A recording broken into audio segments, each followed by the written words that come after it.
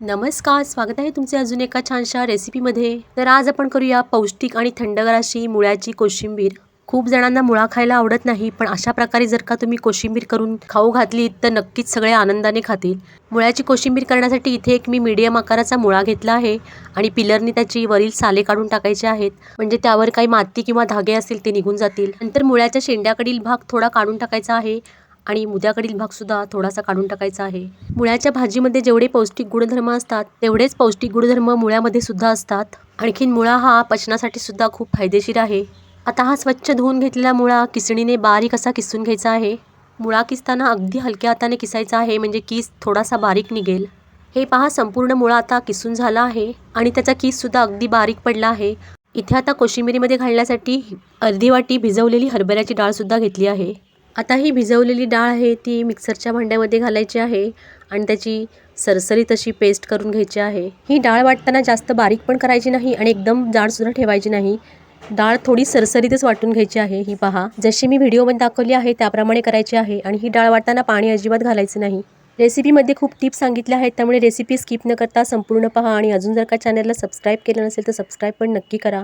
किसलेला मुळा एका भांड्यामध्ये काढायचा आहे आणि ही जी डाळ आपण वाटून घेतली होती ती सुद्धा त्या भांड्यामध्ये घालायची आहे. हरभऱ्याच्या डाळीमध्ये प्रोटीन असल्यामुळे कोशिंबिरीद्वारे प्रोटीन सुद्धा शरीराला मिळते. आता यामध्ये चवीनुसार मीठ घालायचे आहे आणि अर्धा चमचा साखर सुद्धा घालायची आहे. नंतर यामध्ये बारीक चिरलेल्या हिरवे मिरचीचे तुकडे घालायचे आहेत. नंतर त्यामध्ये 2 मोठे चमचे दही घालायचं आहे. दही फार आंबट नसावे, शक्यतो ताजे दही घाला. आता हे सर्व मिश्रण एकसारखे चमच्याने व्यवस्थित असे मिक्स करून घ्यायचे आहे. आता उन्हाळा येत असल्यामुळे अशी ही थंडगार कोशिंबीर तुम्ही नक्की करून पहा. आता इथे मीठ, साखर आणि इतर साहित्य अगदी मस्त एकजीव झाले आहे. आता यामध्ये आवडीनुसार बारीक चिरलेली कोथिंबीरसुद्धा घालायची आहे आणि तीसुद्धा व्यवस्थित अशी मिक्स करून घ्यायची आहे. आता कोशिंबिरीचा खमंगपणा वाढवण्यासाठी खमंग अशी फोडणी करून घेऊयात.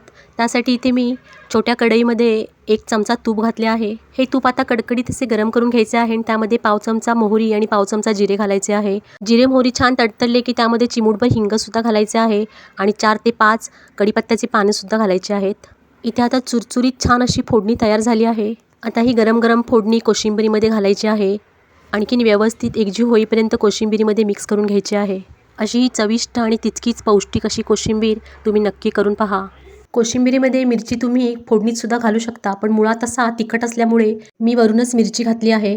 आणखी अशा साध्या, सोप्या आणि तितक्याच हटके रेसिपी पाहण्यासाठी एक लाईक नक्की करा आणि चॅनलवर नवीन असाल तर चॅनलला सबस्क्राईबसुद्धा करा आणि बाजूला दिलेल्या बेल आयकॉनवर क्लिक करा, म्हणजे येणाऱ्या व्हिडिओची नोटिफिकेशन तुम्हाला सगळ्यात अगोदर मिळेल.